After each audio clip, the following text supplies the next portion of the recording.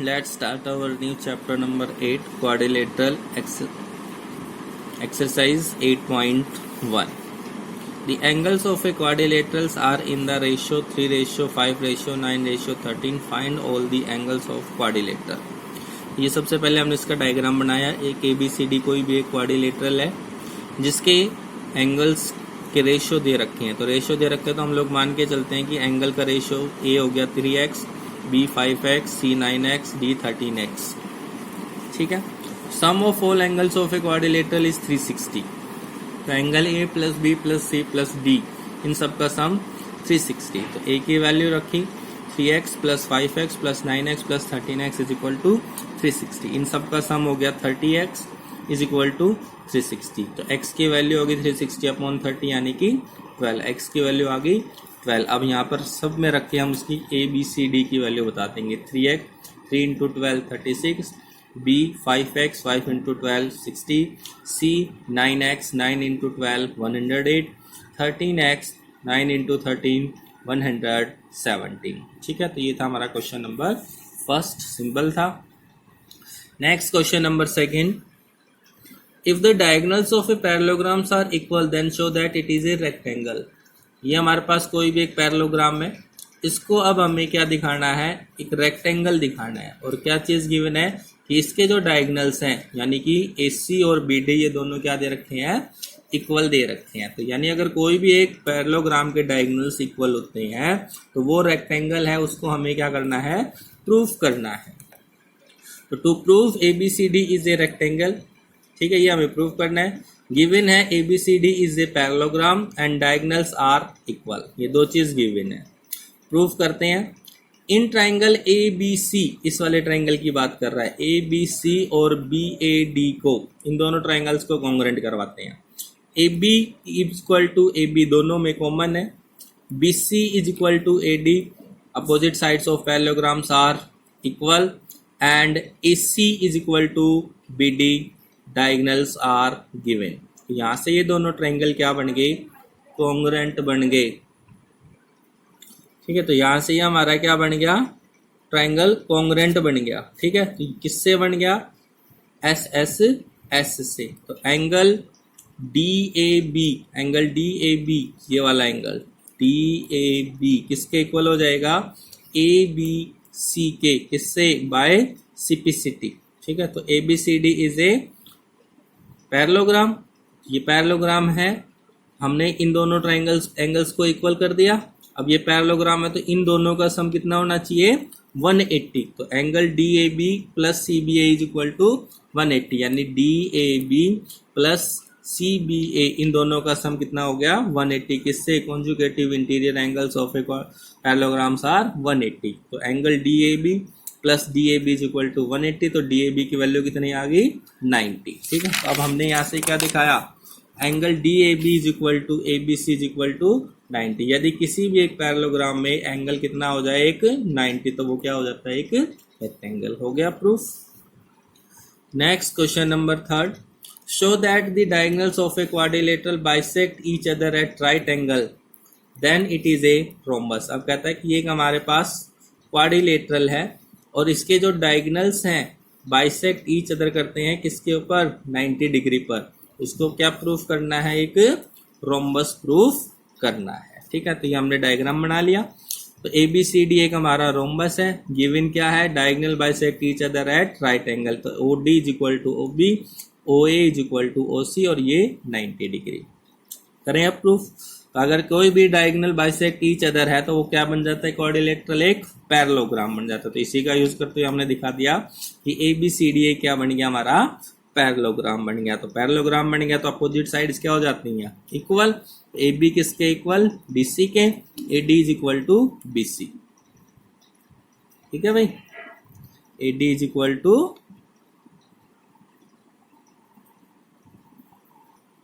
AD is equal to BC क्योंकि opposite sides क्या होगी, इक्वल. AD के अपोजिट में BC और AB के अपोजिट में DC. तो ठीक है. तो AB equal to DC, AD equal to BC. Opposite sides of parallelograms are equal.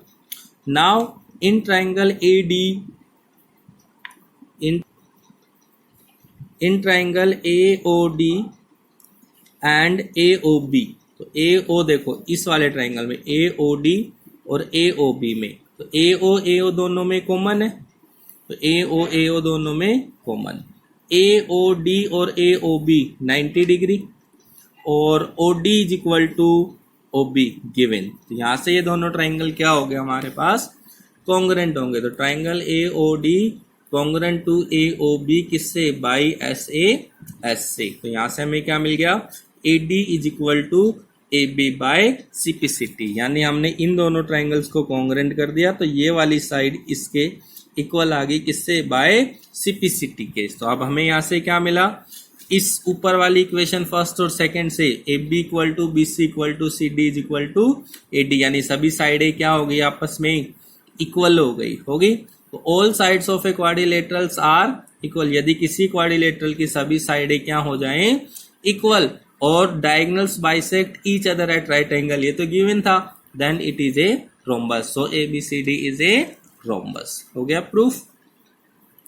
Question number 4, show that the diagonal of squares are equal bisect each other at right angle. अब कहता है कि यदि हमारे पास स्क्वायर है तो इसके diagonals हमें इक्वल दिखाने हैं और bisect each other at right angle, यानी ये इसके इक्वल दिखाना है, ये इसके इक्वल दिखाना है, और इनका एंगल कितना होना चाहिए, 90 डिग्री। ये तीन पार्ट हमें प्रूफ करना है। पहला तो A C is equal to B D, दूसरा part O D is equal to O B, A O equal to O C और 90 डिग्री। ये तीन पार्ट प्रूफ करने हैं। तो देखिए अब diagonals of squares are equal and bisect each other at right angle, ये हमें प्रूफ करना है। क्या क्या चीज गिवन है, A B C D is a square, हो गया, ए बी सी डी एक स्क्वायर है। तो अब ये ट्राइंगल ले लो, in triangle D A B and C B A, इन दोनों को ले लो, ये इसके इक्वल, ये दोनों में कॉमन, ये एंगल 90, क्योंकि क्या है, स्क्वायर। तो यहाँ से दोनों ट्राइंगल क्या हो जाने हैं, कॉन्ग्रेंट हो जाने हैं, हो गए। तो D A B congruent to C B A किससे, बाई एस ए एस से। तो यहाँ से मिल गया A C is equal to B D by C P C T, यानी फर्स्ट पार्ट प्रूफ हो गया कि जो हमारे डायगोनल ए सी है वो किसके इक्वल है, बी डी के इक्वल है, हो गया first part.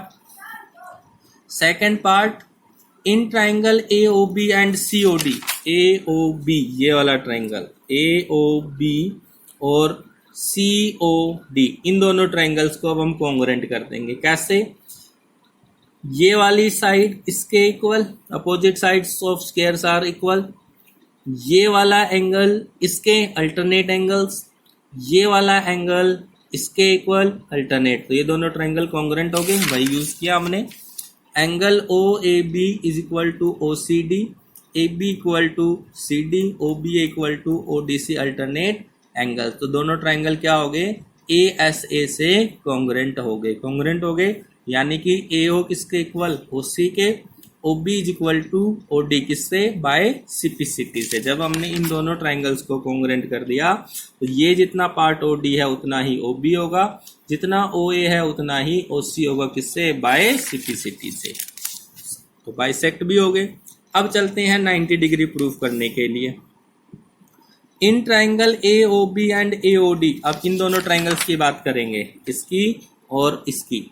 In triangle A O B and A O D, इन दोनों को कॉन्ग्रेंट कर देंगे। कैसे, ये वाला साइड इसके इक्वल, साइड्स की स्क्वायर, ये वाला इसके, अभी प्रूव किया था, ये दोनों में कॉमन। तो एस एस से ये क्या हो जाना, कॉन्ग्रेंट, और ये एंगल इसके इक्वल हो जाएगा सी पी सी टी से।